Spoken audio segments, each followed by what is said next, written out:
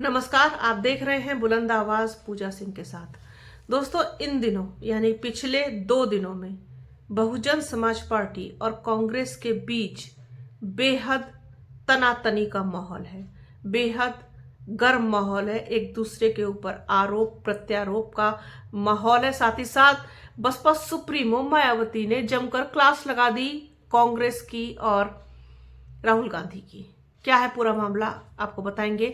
Actually Rahul Gandhi ने बोला, statement दिया, बयान दिया, टिप्पणी की कि अगर बसपा साथ देती हमारा तो भारतीय जनता पार्टी को रोका जा सकता था, भारतीय जनता पार्टी की सरकार नहीं बनती दिल्ली में और दूसरी जगहों पर भी। ऐसा मैं अपने हिसाब से एनालिसिस करके निकाल रही हूँ। उनका सीधा सीधा मतलब ये था, क्योंकि 2024 का जब लोकसभा चुनाव हो रहा था तो उसमें ऐन वक्त तक इंतजार किया गया इंडिया गठबंधन में कि बसपा इसमें शामिल हो सकती है, लेकिन ये सारी चीजें सिर्फ कयास ही निकली और बसपा किसी के साथ किसी भी गठबंधन में नहीं गई। उसने हर चुनाव अकेले इंडिविजुअली लड़ा। नतीजा जो आया, परिणाम जो आया, वोट परसेंटेज जितना भी मिला, कोई इधर गया उधर गया, उससे कोई मतलब नहीं। सिर्फ अपनी एक लाइन बनाई कि बसपा अकेले लड़ेगी, अपने दम पर लड़ेगी, उसी पर बसपा सुप्रीमो मायावती कायम रही एंड तक, आज तक भी। अब राहुल गांधी ने ऐसा बोल दिया तो उसके बाद तो फिर बसपा सुप्रीमो मायावती का पारा चढ़ना तो लाजमी था। और फिर उन्होंने अपने एक्स पर पोस्ट लिख करके जमकर क्लास लगा दी राहुल गांधी की। क्या कहा पहले वो बताते हैं, उसके बाद आगे की बात करेंगे।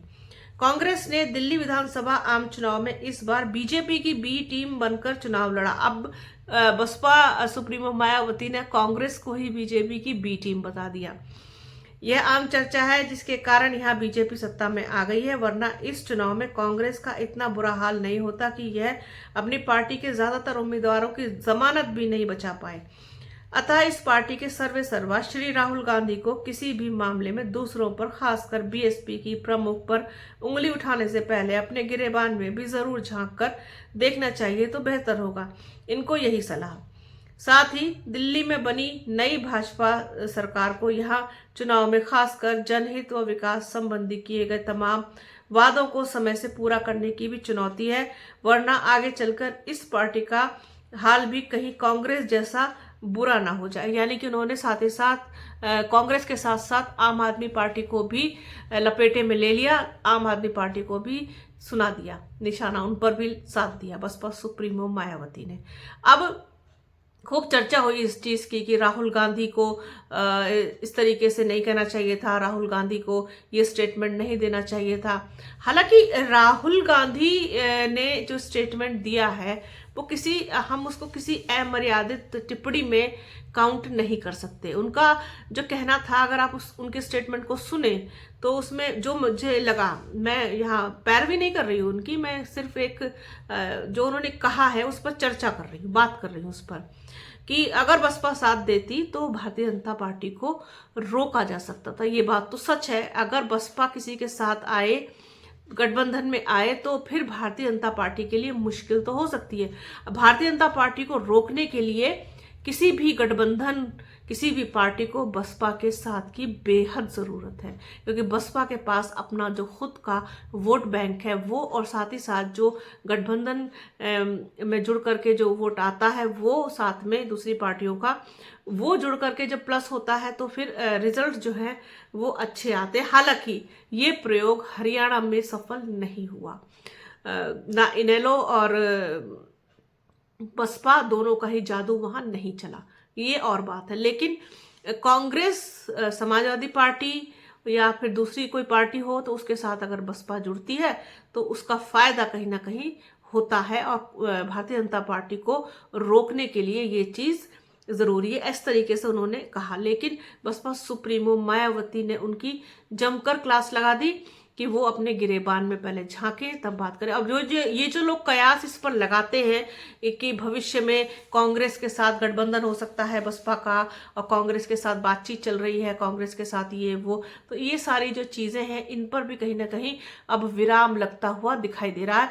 क्योंकि बसपा सुप्रीमो मायावती ने हर बार इन चीजों को एकदम क्लियर कट साफ तौर पर मना किया है। हर चीज से उन्होंने अपना दामन छुड़ाने और बचाने दोनों की कोशिश की है। वो नहीं चाहती हैं कि किसी भी तरीके का कोई ठप्पा उनके ऊपर लगे। एक तो जो टैग बीएसपी के ऊपर बी टीम का लग गया है, उससे ही बाहर निकल पाने में उसको बहुत ज़्यादा दिक्कतें हो रही हैं। बहुत ज़्यादा वो अपना जो एक कहना चाहिए एक विश्वास है लोगों में, वो जो है वो जीत पाने में उतनी कामयाब नहीं हो पा रही है। उसमें पहले से एक टैग लगा हुआ है बी टीम होने का। अब बी टीम सी टीम कौन किसकी है, ये तो भगवान जाने क्या ही इसकी कहानी है, कौन किसकी बी टीम है। अब कोई बसपा को बी टीम बताता है, तो कोई अब कांग्रेस को बी टीम बताता है, कोई समाजवादी पार्टी को बी टीम बताता है। अब कोई किसी की बी टीम है नहीं। जहां पर जो पार्टी कमजोर है वो कमजोर है, और अब जो वोटर्स हैं उनका मिजाज बदल रहा है। वो जो है अपने हिसाब से, अपनी सहूलियत के हिसाब से सब चीज़ों को देखते हुए वोट करते हैं। वोटिंग का पैटर्न भी बदल गया है। मुद्दे अब मायने नहीं रखते हैं किसी के लिए भी। जैसे कि बसपा सुप्रीमो मायावती ने अपनी प्रेस कॉन्फ्रेंस के दौरान कहा था कि राजनीति के अब उसूल बदल गए हैं। तो पहले क्या होता था कि 5 साल सरकार जो है वो चली और लोगों को पसंद नहीं आई या कोई कमी रही है, तो अमूमन ये होता था कि दूसरे पार्टी को मौका मिलता था। 5 साल बाद जरूर से सरकार बदलती थी, और जमहूरियत में, लोकतंत्र में ये जरूरी है। अदरवाइज सरकार निरंकुश हो जाती है। उसको लगता है कि बार बार रिपीट करो, तो वो फिर अपनी मनमानी, जैसे कि हो रहा है। तीसरा टर्म प्रधानमंत्री नरेंद्र मोदी का, दूसरा टर्म योगी आदित्यनाथ का। मुझे लगता है कि तीसरा भी वो बनाने में सफल ही हो जाएंगे। जिस तरीके से महाकुंभ को इतना भव्य आयोजन उन्होंने सिद्ध कर दिया, जबकि अंदर क्या था वो सबको पता है, सिद्ध तो कर ही दिया। तो ये सब चीज़ों में ये माहिर हैं, एक्सपर्ट हैं, मास्टर्स हैं। इनसे पार पा पाना बहुत मुश्किल है हर किसी के लिए। तो अब जनता मौका दे रही है, और जो है वो 2 टर्म 3 टर्म 4 टर्म क्या ही कह सकते हैं इसमें। लोकतंत्र में तो ये बहुत ज़रूरी है कि हर 5 साल बाद सरकार को बदलना चाहिए, ताकि धरातल पर पांव रहे सबके, बहुत ऊंचा उड़ने की कोई कोशिश ना करे। अब वो सारी चीज़ें बदल रही हैं, सारे पैटर्न बदल रहे हैं। तो वो चीज़ बसपा सुप्रीमो मायावती पहले भी कह चुकी, उससे तो खैर आप बिल्कुल भी लड़ ही नहीं सकते भारतीय जनता पार्टी से इस लेवल पर आकर के। तो ये सारी चीज़ें थी। उन्होंने कांग्रेस को भी सुनाया, उन्होंने आम आदमी पार्टी को भी सुनाया, और कहीं ना कहीं गलतफहमी भी दूर करने की कोशिश की कि हम जो है आपके साथ बात कहीं नहीं है, हम कोई किसी गठबंधन में नहीं, हम तो अकेले थे, अकेले हैं, अभी फिलहाल आगे भी अकेले ही रहेंगे। 2027 के लिए क्या रणनीति होगी बसपा की, वो तय करना बाकी है अभी। तो जैसे भी जो भी अपडेट होता है हमेशा की तरह आप लोगों के साथ शेयर करेंगे, जैसे अब तक करते आए। तो बने रहिए हमारे चैनल के साथ। हमारे चैनल को लाइक कीजिए, शेयर कीजिए, सब्सक्राइब कीजिए, बेल आइकन घंटी जैसी आकृति जरूर दबाइएगा, जिससे कि आने वाले वीडियो का नोटिफिकेशन आपको मिल सके। वीडियो को प्लीज़ पूरा देखिएगा, ज़्यादा से ज़्यादा शेयर कीजिएगा। अपना और अपनों का बहुत ख्याल रखिए। जल्द मिलूंगी आपसे एक नए वीडियो में, एक नए मुद्दे के साथ, एक नई चर्चा में। तब तक के लिए जय हिंद।